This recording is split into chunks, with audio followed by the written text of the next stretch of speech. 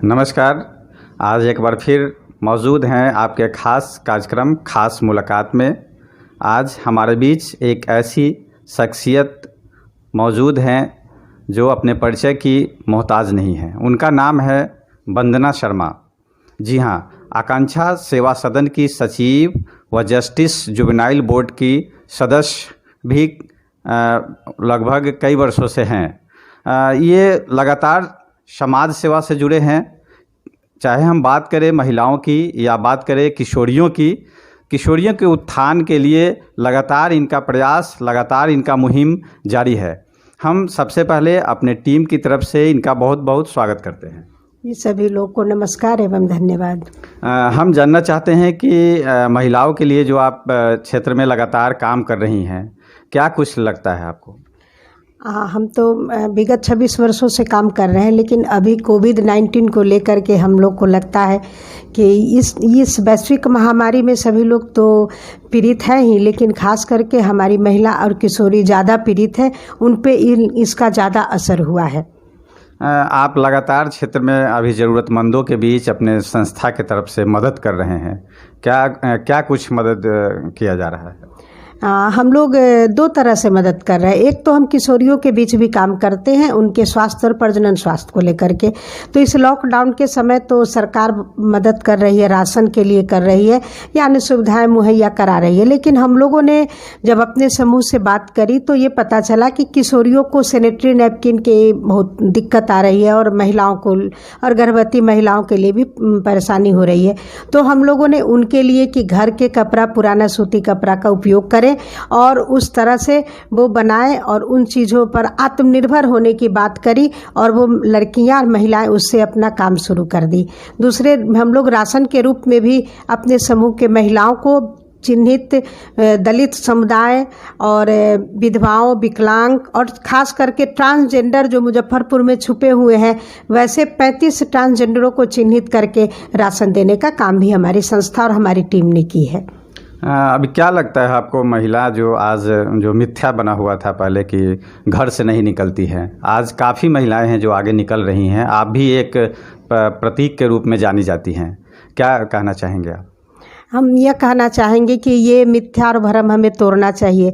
जब प्रकृति ने महिला पुरुष दोनों को जन्म दिया है, दोनों को मिलकर के ही प्रजनन और अन्य चीज़ों के विकास के लिए लगाया है, तो हमें भी ये सोचना चाहिए कि अगर हमारी महिलाएं बाहर निकलेंगी, उनका कौशल, उनका प्रतिभा, उनका निर्णय क्षमता और उनके अंदर के मजबूती को अगर हम स्थापित करते हैं, मान्यता देते हैं, उसको लेते हैं, तो इस तरह से अच्छा समाज भी बनेगा और एक सुखद समाज की कल्पना, जैसे हम बोलते हैं कि राम राज आना चाहिए।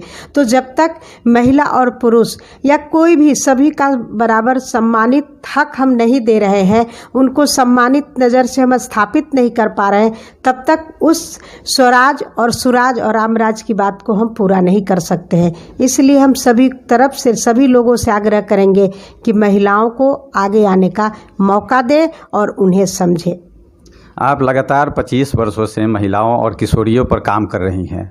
क्या लगता है, क्या क्या कठिनाइयों का सामना करना पड़ता है आपको? बहुत कठिनाई है। सबसे पहले तो कठिनाई इस बात की है कि हम महिला हैं, हमारे ऊपर भी रहता है हम ये नहीं कर सकते हैं, वो नहीं कर सकते हैं। ये सबसे बड़ी स्वयं की चुनौती है। दूसरा है सामाजिक, धार्मिक और राजनीतिक चुनौतियाँ, वो तो और आर्थिक चुनौतियाँ, जिसमें महिला हमेशा दोयम मानी जाती है। आज राजनीतिक स्तर पर इतनी हमारी लड़ाई 35% का हो रहा है, लेकिन अभी तक वह स्थापित नहीं हुआ है। तो ये माने जब हम उतने राजनीतिक स्तर पर जब इसको स्थापित नहीं कर पाए, तो एक ग्रास रूट के समुदाय पर हम कैसे करेंगे? हालांकि हमारे बिहार में पंचायती राज में हमारे माननीय मुख्यमंत्री ने 50% महिलाओं के लिए आरक्षण की बात को लागू की है और कर भी रही है, लेकिन फिर भी उसके लिए जो महिलाओं में शिक्षा होना चाहिए, जागरूकता होना चाहिए, प्रशिक्षण होना चाहिए, कौशल विकास की बातें होनी चाहिए, ये सब चीज़ों का आज भी अभाव है, कमी है, जिसके कारण ये पूरा नहीं हो रहा है और अनेक चुनौतियों का सामना हम लोगों को करना पड़ रहा है। इसे हमें दूर करना ही पड़ेगा। महिलाओं को कितना विकसित अभी आप मानती हैं? अभी तो महिला का केवल गतिशीलता शुरू हुआ है, इसको ज़्यादा विकसित हम नहीं कर सकते हैं। मुश्किल से हम कहेंगे कि 20 से 30% महिला गतिशील हुई हैं, लेकिन निर्णय क्षमता आदि में तो अभी उतनी उनकी भागीदारी होती नहीं है। इसलिए अभी इस आंकड़ा को हम ना ही माने ज़्यादा, वो ज़्यादा ही अच्छा है। सिर्फ मूवमेंट के रूप में देखें कि महिला घर से बाहर आने जाने लगी है, थोड़ी सी गतिशीलता में भाग लेने लगी है, लेकिन उस गतिशीलता में भी उनका अपना नियंत्रण न होकर कहीं और से नियंत्रित होती है। इसलिए इस आंकड़ा को अभी हम शुरुआत का ही आंकड़ा माने। आंकड़ा बढ़े, इसके लिए आप क्या संदेश देना चाहते हैं उन किशोरियों और महिलाओं के लिए? इसलिए कि वो खूब पढ़े लिखे, आगे बढ़े, अपने निर्णय को लेके हर क्षेत्र में आगे बढ़े। कोई भी क्षेत्र बाइंडेड नहीं हो कि ये काम महिला नहीं कर सकती है, लड़कियां नहीं कर सकती है। हर क्षेत्र में उनके लिए जगह बन जाए। समाज भी इस नज़र से देखे, जब ऐसे आगे बढ़ेंगी तो निश्चित हमारा आंकड़ा बढ़ेगा और हर तरफ बराबरी की बात और सम्मानजनक समाज की बात हो जाएगी। आज हमारा देश वैश्विक महामारी से गुजर रहा है, इसको लेकर आप क्या संदेश देना चाहते हैं? ये संदेश देना चाहते हैं कि हम अपने घर में और अपने परिवेश में ही रहें, सुरक्षित रूप से रहें, लेकिन लोगों से जुड़ाव, दिल का जुड़ाव जो है वो ना तोड़े।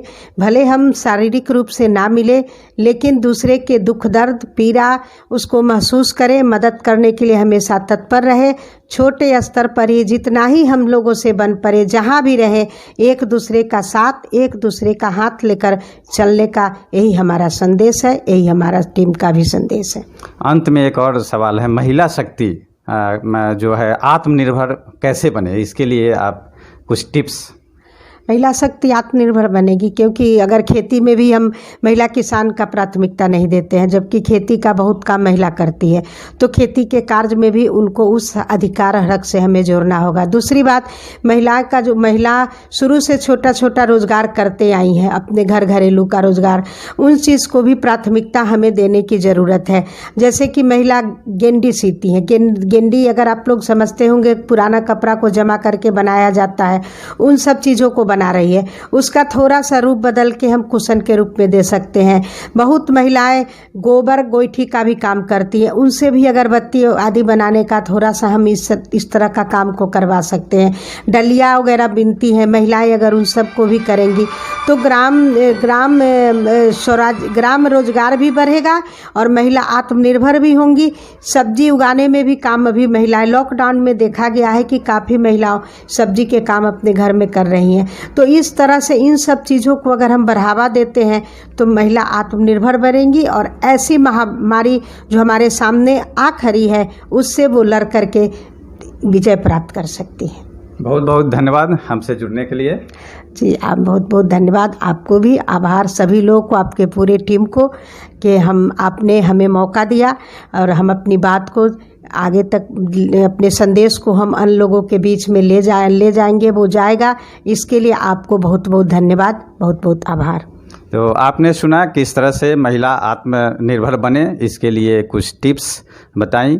हम आगे भी किसी खास शख्सियत से आपको मुलाकात कराएंगे। तब तक के लिए इजाज़त चाहते हैं।